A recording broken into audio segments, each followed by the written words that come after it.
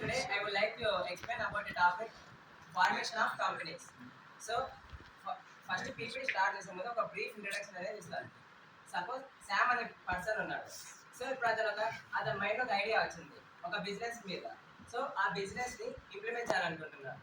So ఆ బిజినెస్ని ఐడియాని ఇంప్లిమెంట్ చేయడం కోసం ఎదురయ్యే ప్రాసెస్ అంటే రిజిస్ట్రేషన్ కావచ్చు, సర్టిఫికేషన్ కావచ్చు, దాని తర్వాత నెక్స్ట్ కంపెనీ అనేది ఎలా ఫామ్ చేస్తున్నాడు. సో మొత్తం ఇప్పుడు ఈ బేసిక్ ఐడియా మీద ఒక చిన్న ప్రెజెంటేషన్ ద్వారా ఎక్స్ప్లెయిన్ చేస్తాను.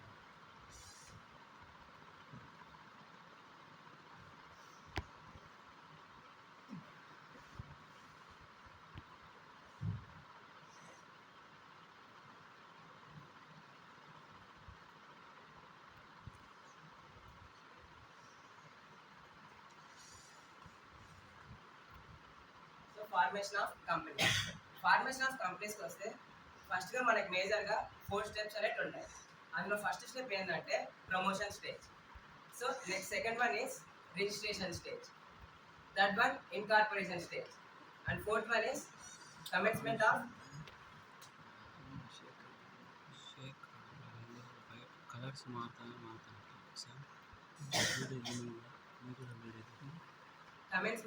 Business stage. ఒక కంపెనీ అనేది ఫామ్ చేయాలంటే మనకు ముందుగా ఈ 4 స్టేజెస్ అనేది చాలా మ్యాండేటరీ.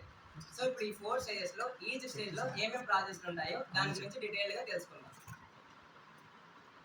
సో ఫస్ట్ వన్ వచ్చేసి promotion stage. It is known as the first step in the formation of companies. So సింపుల్గా చెప్పాలంటే ఇందాక చెప్పాను కదా, శామ్ అనే పర్సన్కి బిజినెస్ అనేది నాకు ఐడియా వచ్చింది. సో ఆ ఐడియాని తను ఇంప్లిమెంట్ చేయాలనుకుంటున్నాడు. So the process of converting the business idea into reality అనే ప్రాసెస్ని మనం ప్రమోషన్ అని చెప్తాము. ఇందులో ప్రమోటర్ అని ఎవరినంటామంటే ఇక్కడ శామ్ అనే పర్సన్ అన్నాను కదా, సో ఇప్పుడు అతనికి ఈ ఐడియా వచ్చి బిజినెస్ పెట్టాలనుకుంటున్నాడు. సో ఈ స్టేజ్లో మనం ప్రమోటర్గా శామ్ని కన్సిడర్ చేస్తాము. ఓకేనా? సో ఇప్పుడు ఈ ప్రమోషన్ స్టేజ్లో మేజర్గా 3 స్టెప్స్ అనేవి ఉంటాయి. సో ఆ 3 స్టెప్స్ని కూడా ఇప్పుడు డీటెయిల్గా ఎక్స్ప్లెయిన్ చేస్తాను. సో అందులో ఫస్ట్ స్టెప్ ఏంటంటే ఐడెంటిఫై ది బిజినెస్ ఆపర్చునిటీ. అంటే ఆ బిజినెస్ ఆపర్చునిటీని అతను ఏ ఫీల్డ్లో బిజినెస్ చేయాలనుకుంటున్నాడు. సపోజ్ లైక్ జొమాటో లాగా ఫుడ్ డెలివరీ బిజినెసా, లేదంటే బైజూస్ లాగా ఎడ్యుకేషన్ టైప్ ఆఫ్ బిజినెసా, ఇలా ఏ టైప్ ఆఫ్ ఫీల్డ్లో తను బిజినెస్ చేయాలనుకుంటున్నాడో ఫస్ట్ ఒక బేసిక్ ఐడియా అనేది చూస్ చేసుకోవాలి. ఆ తర్వాత perform feasible study and legal aspects. అంటే ఈ కేసు లేదంటే సపోజ్ నేను ఉన్నాను, సపోజ్ బైజూస్ లాగా ఎడ్యుకేషన్ కంపెనీని పెట్టాలనుకుంటున్నాను. సో పెట్టాలనుకుంటే ఫస్ట్ ఫీజబుల్ స్టడీ చేయాలా, అంటే ఎడ్యుకేషన్ ఫీల్డ్లో ఎటువంటి రిక్వైర్మెంట్స్ ఉన్నాయి ప్రెసెంట్. సపోజ్ వాళ్ళ కంటెంట్ ఎలా ప్రొవైడ్ చేయాలి, వీడియోస్ ఎలా ప్రజెంట్ చేయాలి, టీచర్స్ ఎలా మాట్లాడుకోవాలి, ఇంకా టెక్నికల్ అసిస్టెన్స్. ఈ టెక్నికల్ అసిస్టెన్స్ అంటే ఏ టైప్ ఆఫ్ అంటే సపోజ్ వీడియోగ్రాఫర్స్ కావచ్చు, ఇట్లా ఎడిటింగ్ చేసే వాళ్ళు కావచ్చు, ఇలా వివిధ ఫీల్డ్స్లో ఎవరిని ఎలా రిక్రూట్ చేసుకోవాలి. సో ఫస్ట్ దీని మీద తను పూర్తి స్థాయిలో ఫీజబుల్ స్టడీ అనేది చేయాలి. సో నెక్స్ట్ థర్డ్ వన్ వచ్చేసి capital and interest shown by the promoter. So promoter అంటే ఇందాక చెప్పాను కదా, ఎవరైతే బిజినెస్ చేయాలనుకుంటున్నారో అతన్ని ప్రమోటర్ అంటారు. సో ఈ ప్రమోటర్ అంటే ఇప్పుడు సపోజ్ నాకే ఉన్నాయి, ఇప్పుడు నాకు 10 రకాలైన బిజినెస్ చేయాలని ఐడియా వస్తుంది. కానీ ఆ 10 బిజినెస్ ఐడియాస్ని కూడా ఒకేసారి ఇంప్లిమెంట్ చేయాలంటే ఇది పాసిబుల్. సో ఒకేసారి ఎవరు చేయలేదు. సో ఫస్ట్ నాకు ఆ ఐడియా ఉండాలి, ఆ ఐడియా మీద ఫస్ట్ ఇంట్రెస్ట్ అనేది ఉండాలి. ఈ ఇంట్రెస్ట్తో పాటు ఇంట్రెస్ట్ కాకుండా మన క్యాపిటల్ అనేది కూడా చాలా నెసరీ. మనకి ఐడియా ఉంటుంది, ఇంట్రెస్ట్ ఉంటుంది, కానీ క్యాపిటల్ లేకుంటే బైజూస్ లాంటి కంపెనీ నేను పెట్టగలుగుతాను, పెట్టలేను. సో ఇది మెయిన్. ఈ 3 స్టెప్స్ని కలిపి మనం ప్రమోషన్ స్టేజ్లోని ఇంక్లూడ్ చేసుకోవచ్చు. నెక్స్ట్ ఈ జస్ట్ ప్రమోషన్ స్టేజ్ అయిపోతేనే మన కంపెనీ అనేది రియాలిటీలోకి ఎగ్జిస్టెన్స్ అవుతుందా? సో అది అవ్వదు. సో అందుకోసం మనం ఫస్ట్ రిజిస్ట్రేషన్ చేసుకోవాలి. సో ఆ రిజిస్ట్రేషన్ ప్రాసెస్ గురించి కూడా డీటెయిల్గా చెప్తాను. సో రిజిస్ట్రేషన్ స్టేజ్ అనేది second stage in the formation of company అని చెప్పుకోవచ్చు. సో ఈ స్టేజ్లో కంపెనీ అనేది first registration of companies act ప్రకారం రిజిస్టర్ అవుతుంది. సో ఇలా రిజిస్టర్ అయినప్పుడు ఆ కంపెనీ అనేది రియాలిటీలోకి ఎగ్జిస్టెన్స్ అయిందని చెప్పుకోవచ్చు. సో ఏ కంపెనీ అనేది ఎప్పుడైతే ఎగ్జిస్టెన్స్ లోకి అవుతుంది అని చెప్తామంటే కంపెనీస్ యాక్ట్ 2013 కానీ అంతకంటే ముందు ఏవైనా కంపెనీ యాక్ట్స్ లో కానీ రిజిస్టర్ అయ్యి ఉంటే ఆ కంపెనీ అనేది ఎగ్జిస్టెన్స్ లోకి వచ్చిందని చెప్తాము. ఓకే. సో నెక్స్ట్ ఒక కంపెనీ అనేది రిజిస్టర్ అవ్వాలంటే నువ్వు నేరుగా పోయి ఒక రిజిస్ట్రేషన్ ఆఫ్ కంపెనీస్ దగ్గరికి వెళ్ళేసి నేను ఒక కంపెనీ పెట్టాలనుకుంటున్నాను, నీకు డైరెక్ట్ కంపెనీ ఇచ్చేస్తాడా? ఇవ్వడు కదా. సో అందుకోసం కొన్ని డాక్యుమెంట్స్ అనేవి ప్రొవైడ్ చేయాల్సి ఉంటుంది.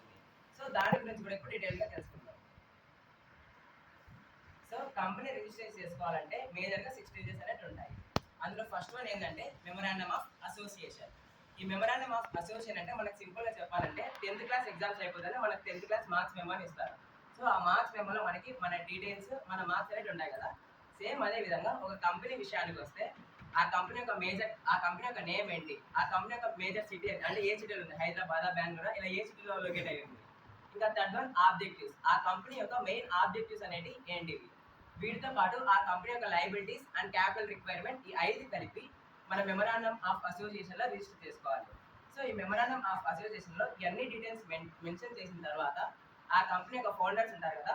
సపోజ్ మనం కన్సిడర్ చేసుకుంటే పబ్లిక్ కంపెనీకి అట్లీస్ట్ 7 మెంబర్స్ ఫౌండర్స్ ఉండాలి. ప్రైవేట్ కంపెనీస్కి మినిమం 2 మెంబర్స్ అనే వాళ్ళు ఫౌండర్స్ ఉండాలి.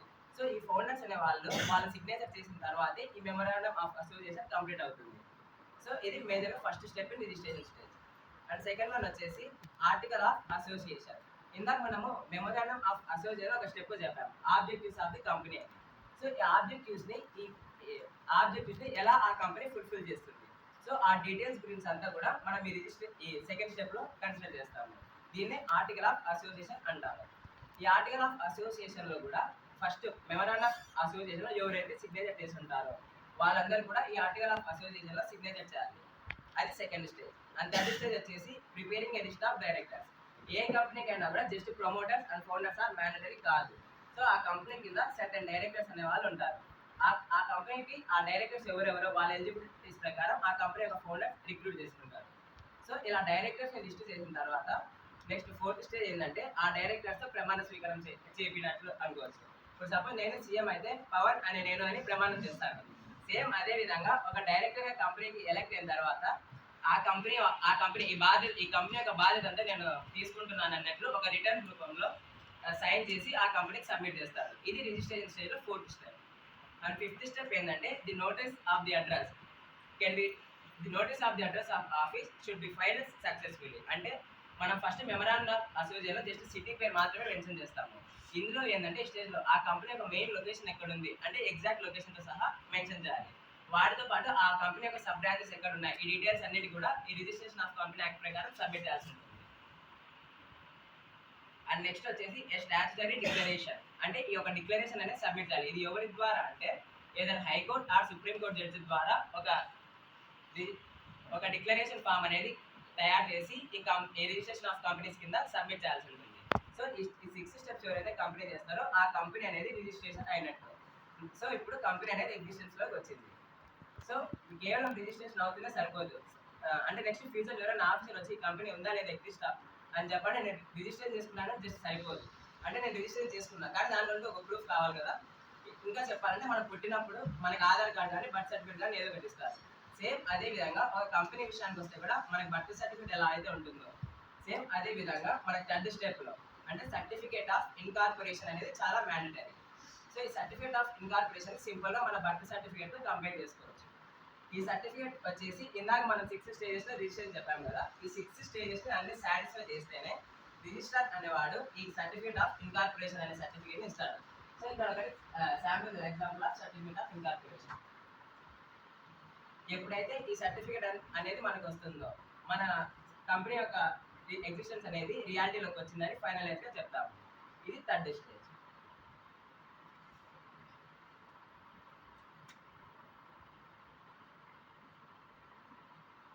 సో నెక్స్ట్ ఫోర్త్ స్టేజ్ ఏంటంటే certificate of commencement of business. ఈ ఫోర్త్ స్టేజ్ ప్రైవేట్ కంపెనీ వాళ్ళకి ఈ స్టేజ్ సంబంధం ఉండదు. ఎవరైతే కంపెనీని పబ్లిక్గా చేయాలనుకుంటారో వారికి మాత్రమే ఈ certificate of commencement of business అనేది అవసరం అవుతుంది. ఇంకా ఎందుకు ఈ సర్టిఫికేట్ అంటే ఇప్పుడు సపోజ్ ప్రైవేట్ కంపెనీ అనేవాడు పబ్లిక్ దగ్గర నుండి షేర్స్ తీసుకోవడం కానీ అమ్మడం కానీ జరగకూడదు. సో బట్ పబ్లిక్ కంపెనీస్ వస్తే పబ్లిక్ డైరెక్ట్గా మనకి సపోజ్ ఆ కంపెనీ క్యాపిటల్ రిక్వైర్ అయింది, సో ఎవరు ఇవ్వడానికి ఇష్టపడలేదు, సో ఆ టైంలో పబ్లిక్ నుండి షేర్స్ రైజ్ చేయాలనుకుంటారు. సో అందుకోసము ఈ సర్టిఫికేట్ ద్వారా మన కంపెనీని పబ్లిక్గా మార్చుకుంటారు. ఇలా మార్చుకున్న తర్వాత మనం పబ్లిక్ నుండి మన క్యాపిటల్ ఎంతైతే రిక్వైర్మెంట్ ఉంటుందో అది వచ్చేంత వరకు కూడా మనం షేర్స్ రూపంలో పబ్లిక్ నుండి తీసుకోవచ్చు. ఇలా మొత్తం మనకి ఎంత కావాలంటే రిక్వైర్మెంట్ షేర్స్ వచ్చాయో ఆ తర్వాత మనం రిజిస్టర్ దగ్గరికి వెళ్ళి మాకు కావాల్సిన షేర్స్ అన్ని వచ్చాయి, మా బ్యాంక్ డీటెయిల్స్ అంటే కంపెనీ బ్యాంక్ డీటెయిల్స్ అన్ని సబ్మిట్ చేసి ఈ ఫోర్త్ సర్టిఫికేట్ అంటే కమెన్స్మెంట్ ఆఫ్ బిజినెస్ సర్టిఫికేట్ని కూడా పబ్లిక్ కంపెనీస్ వాళ్ళు తీసుకుంటారు. ఇది ఫోర్త్ స్టేజ్. కానీ అప్పుడే ట్యాంక్ స్లైడ్ వచ్చింది. బట్ నాకెందుకు మీ అందరికి ఇప్పుడే ట్యాంక్ చెప్పాలని అనిపించట్లేదు. ఎందుకంటే ఇప్పుడు వరకు మీరు అందరూ ఫార్మేషన్ ఆఫ్ కంపెనీస్ గురించి తెలుసుకున్నారు కదా. బట్ నా క్వశ్చన్ ఏంటంటే అసలు కంపెనీ అంటే ఏంటి? Can anyone answer? బట్ మీరేం భయపడకండి, ఇప్పుడే మీకు ఎవరి కంపెనీ గురించి తెలియకపోయినా సరే ఇప్పుడు నేను దాన్ని ఎక్స్ప్లెయిన్ చేస్తాను.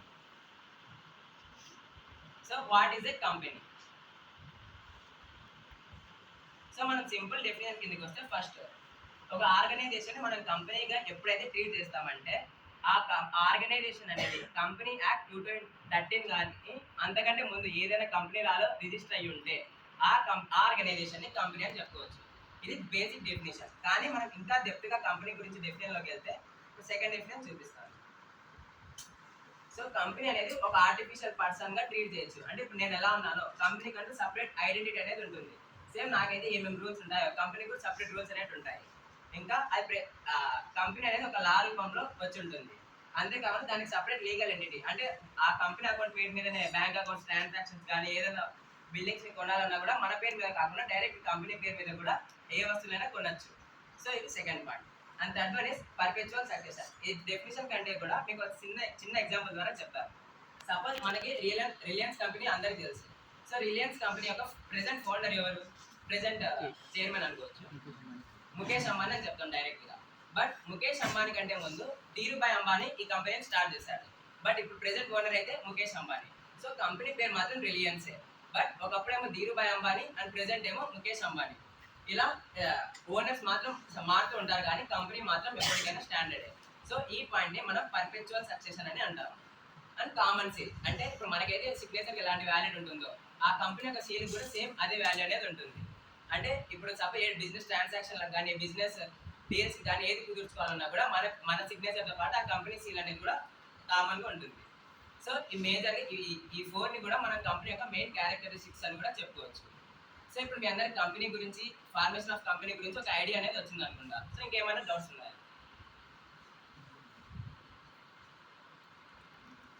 సో ప్రెజెంటేషన్ క్లోజ్ చేస్తున్నాను.